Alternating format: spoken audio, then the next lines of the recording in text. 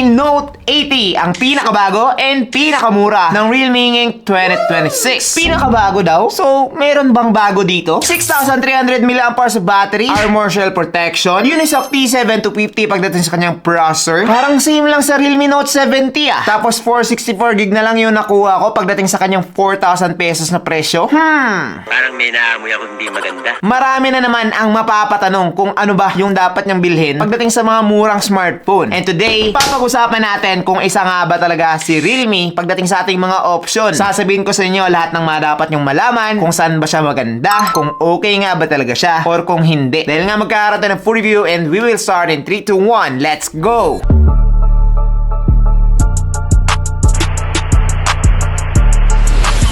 Yo, what's up guys? I'm JP and this is JT TV. Ngayon, meron tayong 4 phone giveaway this March. Kaya naman, kung gusto nyo maka-join, just subscribe and just comment down below. Sayang naman. Now, back to this one. As you can see, same lang naman sa mga nakaraang Realme Note series. Ganito yung pag-unbox. Make it real! And andito na kagad yung smartphone. Siyempre, binalik ko na lang to. Pero, as you can see, fresh na fresh pa rin.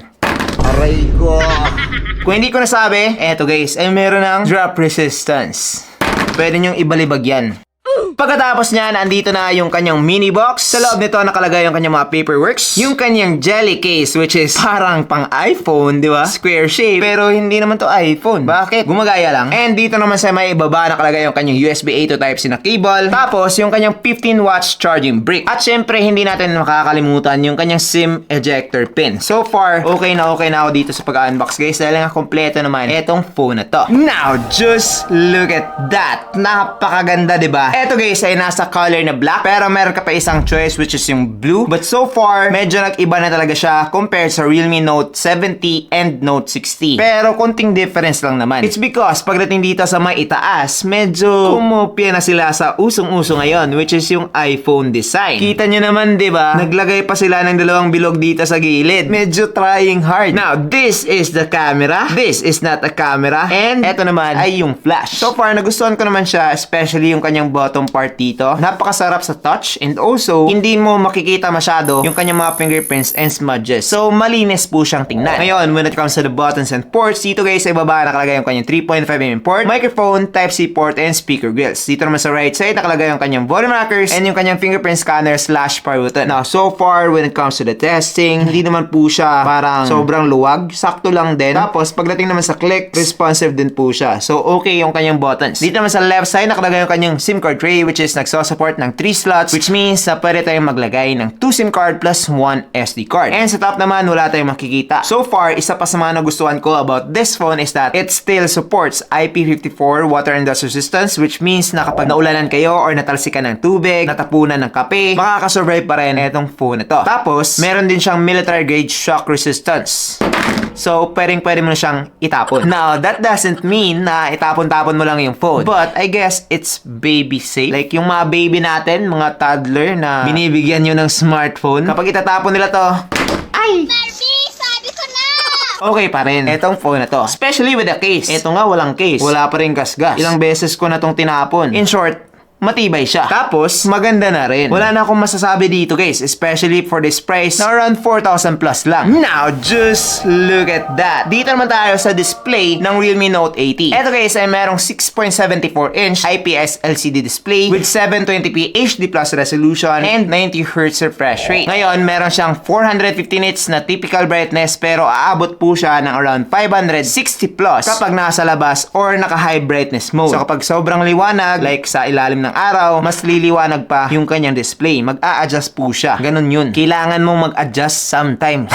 Now, unlike other phones na merong 90Hz na mabagal, ibahin nyo etong si Realme guys. Dahil nga yung kanyang 90Hz is pretty smooth, pretty fast, and also okay na pang daily use. So pagdating sa inyong pag-scroll sa inyong mga Facebook, TikTok, YouTube, mabilis na po etong si Realme Note 80. Hindi na siya babagal-bagal compared sa mga other brands na merong 90Hz. Now, we are specifically talking about the other brands, yung mga brand na bago pa or yung mga unknown. Hindi yung mga sikat like Samsung, di ba? Hindi naman ganun. Now, another good thing pagdating dito sa kanyang display is that meron na po siyang Panda Glass Protection. Kaya naman, drop resistant siya dahil nga even pagdating sa kanyang front, protected na po etong phone na to. Ngayon, the only bad thing or downside lang siguro is that hindi pa rin po siya punch hole display. But when it comes to the bezels naman, almost the same lang naman sila ng mga other good phones na mga na-review ko below 5,000 pesos. Ganito rin talaga yung mga bezels niya pagdating dito sa may bottom part, sa itaas, and even pagdating sa kanyang mga sides. Siguro nga mas manipis pa yung bezels na tong phone na to dito sa kanyang side compared sa mga other good phones. So far, pagdating dito sa kanyang display, kontento na ako dito. This is just the same with the Realme Note 7T and even with the Realme Note 60. Ngayon, kung meron ka ng Note 60, Note 70 ng Realme, don't buy this phone if naghahanap ka ng upgrade pagdating sa display dahil nga same lang sila pagdating dito, guys. Now, let's talk about the performance. So, dito ako medyo nagtaka. Bakit hindi na lang nila ginawang Realme Note 71? Dahil nga, pagdating dito, guys, walang difference. This is still running with Android 15 with Realme UI 5.0. Tapos, pagdating sa kanyang processor, ito ay merong Unisoc T7250 which is a 12nm processor with octa-core CPU up to 1.8 GHz and Mali GP7 MP1 naman pagdating sa kanyang GPU. So, basically, pagdating dito, guys, same processor lang sila ng Realme Note 7T. So, medyo nagtaka ako bakit pa nag-release kung wala naman palang i-change, di ba? Ako lang ba? Ngayon, tinest ko naman to dito sa Antutu Benchmark and nakakuha na siya ng 330,000 plus. For me, okay na to for its price. Kung i-compare ko siya sa Tecno Spark Go 3 and Infinix Smart 20, parang same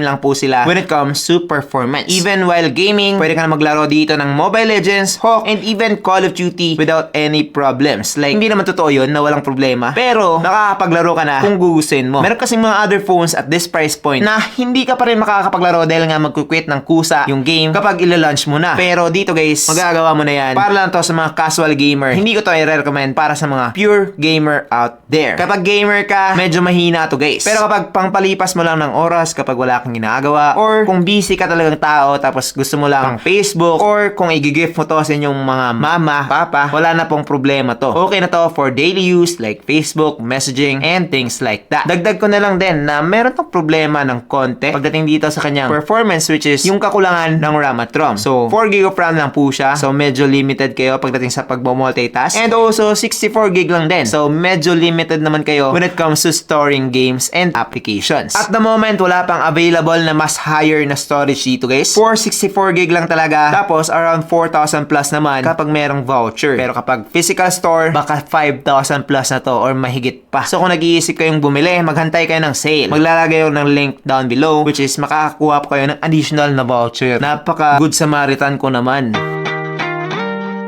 Now, let's talk about the battery of this phone. Dito, guys, medyo mas lamang to compared sa mga other phones na nabanggit ko. Like yung mga competitive na mga smartphone at this price point, ito, guys, ang king pagdating sa battery. 6,300 mAh with 15 watts. Doon lang tayo medyo na-disappoint. 15 watts lang, tapos ang laki ng battery. Medyo matagal tong ma-charge, guys. I'm telling you, 3 hours plus. Hindi ko na nga na-test ng maayos dahil nga nalobat yung pang-test ko sa sobrang bagal. Pero, kung bibili man kayo nitong phone na to, i-charge na lang siya kapag matutulog na kayo sa gabi. And that way, hindi na kayo magkakaroon ng problema. Also, pagdating sa kanyang usage, aabot ka ng up to 2 days with this one, guys. Especially kapag hindi ka naman masyadong pala cellphone. Makuna talaga yung kanyang battery. Nako, isa talaga si Realme sa mga maaasahan mo when it comes to the battery. Ngayon, kung meron ka ng Note 60, medyo mas makunat na to. Pero, kapag meron kang Realme Note 70, eto, guys, is just the same. Wala kayong upgrade na makukuha dito. Now, let's talk about the camera of this phone. So, maraming mga Realme fans na nag-e-expect na maganda yung camera nitong phone na to dahil nga mukha siyang iPhone. Diba? Nag-e-expect na naman kayo. Pero, medyo nakaka-disappoint to, guys. Meron lang po siyang 8MP pagdating sa kanyang main camera and 5MP naman pagdating sa kanyang selfie. Ang baba. Hindi man lang umabot ng 2 digit.